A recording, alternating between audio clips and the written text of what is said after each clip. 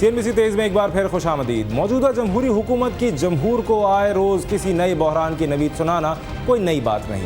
वज़ीर petroleum doctor Asim कहते हैं कि आइंदा बरसों में गैस की किल्लत बहरान की कैफियत इख्तियार कर लेगी। इस्लामाबाद में गुफ्तगू करते हुए डॉक्टर आसिम ने एतराफ़ किया है कि गैस की कमी की वजह गाड़ियों का सारा लोड CNG पर डालना है। उन्होंने खुद ही हल भी बता दिया है कि CNG पर पाबंदी होनी चाहिए।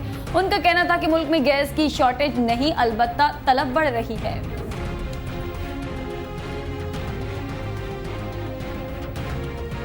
बरतानवी शहरियत तर्क कर दी, दिया रहमान मलिक ने सुप्रीम कोर्ट में बयान।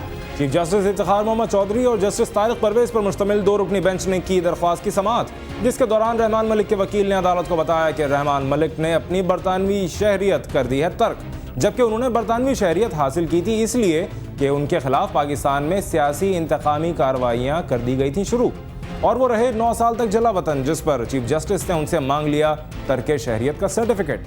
बाद में समाअत कर दी गई 16 मई तक मुलतवी।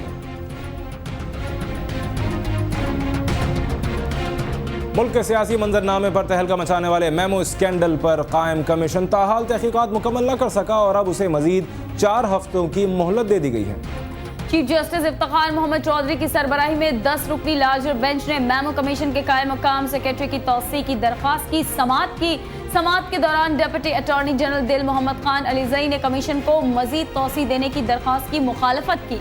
जस्टिस जवाद एस ख्वाजा ने डिप्टी अटॉर्नी जनरल से पूछा कि आप क्यों इस दरख्वास्त की मुखालफत कर रहे हैं, असबाब बताइए। डिप्टी अटॉर्नी जनरल उसका जवाब ना दे सके। चीफ जस्टिस ने कहा कि 3 हाई कोर्ट्स के चीफ जस्टिस साहिबान इस कमीशन पर काम कर रहे हैं और वो ये चाहते हैं कि उनको रिपोर्ट मुरतब करने के लिए मजीद वक्त दिया जाए।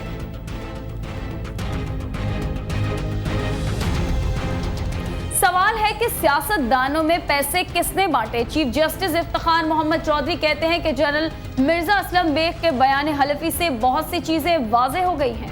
चीफ जस्टिस और जस्टिस तारिक परवेज पर मुश्तमिल 2 रुकनी बेंच ने केस की समाअत की। समाअत जैसे ही शुरू हुई तो चीफ जस्टिस ने कहा कि आज दरख्वास्त की समाअत इसलिए नहीं कर सकते कि 2 रुकनी बेंच है, जबकि इस दरख्वास्त की समाअत के लिए 3 रुकनी बेंच होना चाहिए। हम चाहते हैं कि आइंदा समाअत में 1-2 रोज़ के दौरान उसकी समाअत मुकम्मल कर लें और फिर हम इस पोजीशन में हो जाएंगे कि कोई फैसला करें।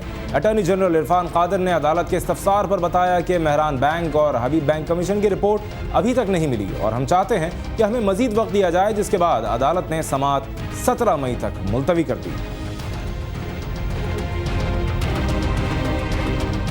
उम्र दराज मांग कर लाए थे 4 दिन, 2 आरजू में कट गए 2 इंतजार में। यानी सुप्रीम कोर्ट ने बाबर अवान की सुनी और फर्द जुर्म आयद करने का मामला आइंदा हफ्ते तक मुलतवी कर दिया। जस्टिस एजाज अफजल और जस्टिस अतर सईद पर मुश्तमिल 2 रुकनी बेंच ने केस की समाअत की। समाअत के दौरान बाबर अवान के वकील ने अदालत को बताया कि 2 रुकनी बेंच की जानिब से तौहीन अदालत का फर्द जुर्म आयद करने के फैसले के खिलाफ इंट्रा कोर्ट अपील अदालत में जमा करा दी गई है। इसकी समाअत होने तक आज की समाअत मुलतवी की जाए, जिस पर अदालत ने बाबर अवान के वकील की इस्तदा मंजूर करते हुए समाअत आइंदा मंगल तक के लिए मुलतवी कर दी।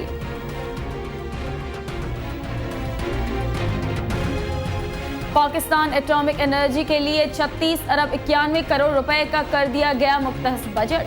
CNBC को मिली है बजट दस्तावेज के 25 जारी मंसूबों के लिए रखे जाएंगे 36 अरब रुपए। आइंदा बरस पाकिस्तान एटॉमिक एनर्जी के शुरू किए जा रहे हैं 2 नए मंसूबे और उसके लिए किए जाएंगे 75 करोड़ रुपए मुख्तस।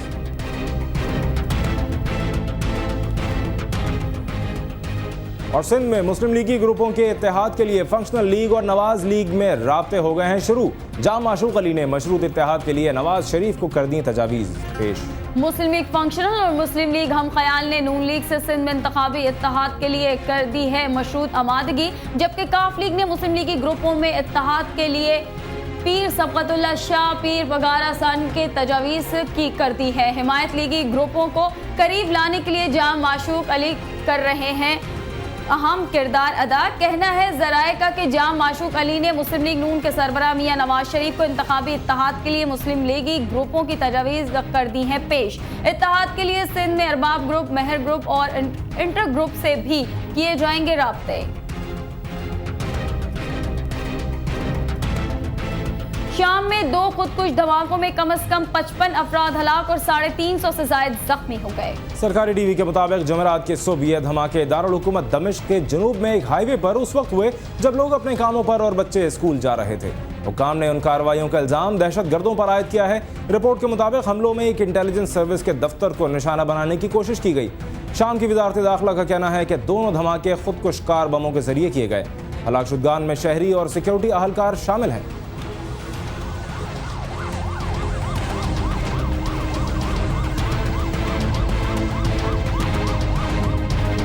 मलेशिया के दारुल हुकूमत कुआलालंपुर में एक मस्जिद हेरोइन के आदी अफराद को इलाज की सहूलत फराहम कर रही है। आलमी इदारा सेहत के मुताबिक मनशियात के इलाज का ये पहला क्लिनिक है जो एक मस्जिद में काम कर रहा है। मलेशिया एक मुस्लिम अक्सरियती आबादी वाला मुल्क है जहां मनशियात की आदत को निहायत बुरा समझा जाता है। यहाँ के दारुल हुकूमत में नशे की लत में मुब्तला अफराद को कुछ अरसे से एक ऐसे मकाम से मदद मिलना शुरू हो गई है जिसकी आम तौर पर तवक्को नहीं की जाती, और ये जगह है कुआलालंपुर की अल रहमान मस्जिद। आलमी इदारा सेहत WHO के मुताबिक दुनिया भर में मनशियात के इलाज का ये पहला क्लिनिक है जो किसी मस्जिद में कायम किया गया है। यहाँ आने वाले मरीज अपने इलाज की कामयाबी की एक वजह उस रूहानी रहनुमाई को करार देते हैं जो उन्हें मस्जिद के इमाम ने फराहम की। एक ऐसे मुल्क में जहाँ मनशियात की स्मगलिंग की सज़ा मौत मुकर्रर है, 2 बरस कबल जब इस मस्जिद में मनशियात के इलाज का क्लिनिक कायम किया गया तो कुछ लोगों की तरफ से इस पर तहफ़्फ़ुज़ात का इजहार भी किया गया। मलाया यूनिवर्सिटी के centre of addiction sciences UMCAS के मुताबिक उन्हें मस्जिद की इंतज़ामिया और मजहबी हुक्काम को इस बात पर कायल करने के लिए सख्त मेहनत करना पड़ी। UMCAS का मंसूबा है कि साल 2015 तक मुल्क की 6000 मसाजिद में ऐसे ही क्लिनिक खोले जाएं। इस तरह 72,000 के करीब हेरोइन के आदी अफराद का इलाज मुमकिन हो सकेगा।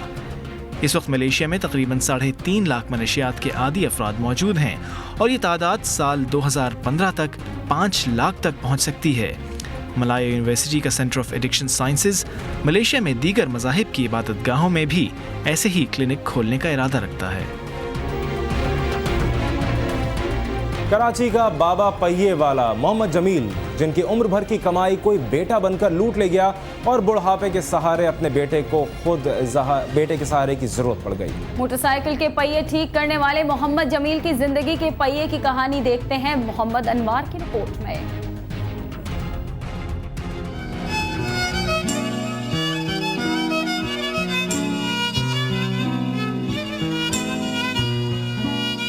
पाकिस्तान स्टील की निजकारी की वजह से जब मोहम्मद जमील को नौकरी से निकाला गया तो उसके पास पैसे भी थे और बुढ़ापे का सहारा इकलौता बेटा मोहम्मद शकील भी। लेकिन मोहम्मद जमील ने अपने मुंह बोले बेटे मुश्ताक के साथ कारोबार शुरू किया तो मुश्ताक धोखे से मोहम्मद जमील की उम्र भर की कमाई 10 लाख रुपए हड़प कर गया और आज भी आज़ाद है। मुझे उसने उस वक्त बताया जिस वक्त मैंने उससे फ़ोन पे पूछा कि बेटा वो पैसे तो मेरे अकाउंट में नहीं पहुँचे। कहना चाहता मैंने अपने अकाउंट में रख लिए हैं, वो खाला को मकान दूसरा लेके दूँगा मैं। मोहम्मद जमील शायद अपनी उम्र भर की कमाई के लुट जाने का सदमा उठा लेता अगर उसका बेटा उसका सहारा बन पाता, लेकिन मोहम्मद जमील की उम्र भर की कमाई लुटने के साथ बुढ़ापे का सहारा भी ज़हनी तौर पर बीमार हो गया। यूँ मोहम्मद जमील की ज़िंदगी में वो मोड़ आया जहाँ खुशियों ने उससे मुँह मोड़ लिया और वो बाबा पहिए वाला बन गया। हुकूमत से यही अपील करें कि या तो उस आदमी को पकड़ के हमारे को पैसा दिलाएं या कोई हमारे लिए कोई जरिया बनाएं। हमारा पैसा लेके वो भागा हुआ तो हम कहाँ जाएं।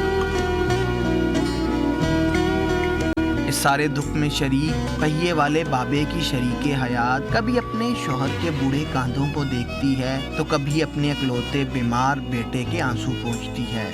रात को उठ के रोती है, अल्लाह मेरे को तुमने ऐसे मजबूरी कर दिया। मैं सोचूंगी ये भी अल्लाह का एक इम्तिहान है मेरे ऊपर आया हुआ।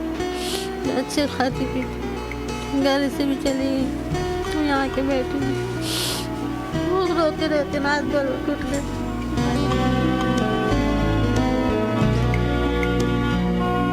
पहिए वाला बाबा आजकल मोटरसाइकिल के पहियों को सीधा करके अपनी जिंदगी के पहिए को चलाने की कोशिश कर रहा है, लेकिन जिंदगी की राह में इतने झटकों के बाद अब बस वो जी रहा है, वो जिंदगी जिसमें सांसें तो हैं लेकिन रंग नहीं। कैमरामैन गुलाम मुस्तफ़ा के साथ मोहम्मद अनवार, CNBC पाकिस्तान, कराची।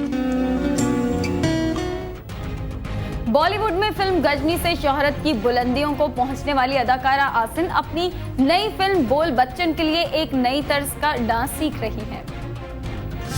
तू मेरी अधूरी प्यास प्यास तू आ गई मन को रास रास अब तो तू आजा पास पास।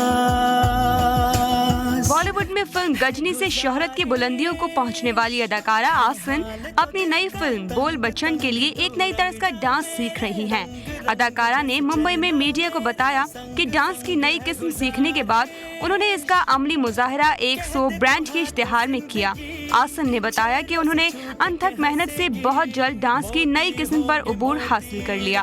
आसिन इन दिनों रियासत महाराष्ट्र के गांव बाई में फिल्म बोल बच्चन की शूटिंग में मसरूफ हैं। अदाकारा ने फिल्म गजनी में अपनी बेसाख्ता अदाकारी के जरिए बॉलीवुड को चौंका दिया था। बस एक हाँ की गुजारिश फिर होगी खुशियों की बारिश। तू मेरी अधूरी प्यास प्यास तू आ गई मन को रास रास अब तो तू आजा पास पास। नाज़रीन, CNBC तेज में अब तक के लिए इतना ही। एक ब्रेक के बाद हाजिर होंगे हेडलाइंस के साथ। देखते रहिए मेरी पहचान CNBC पाकिस्तान।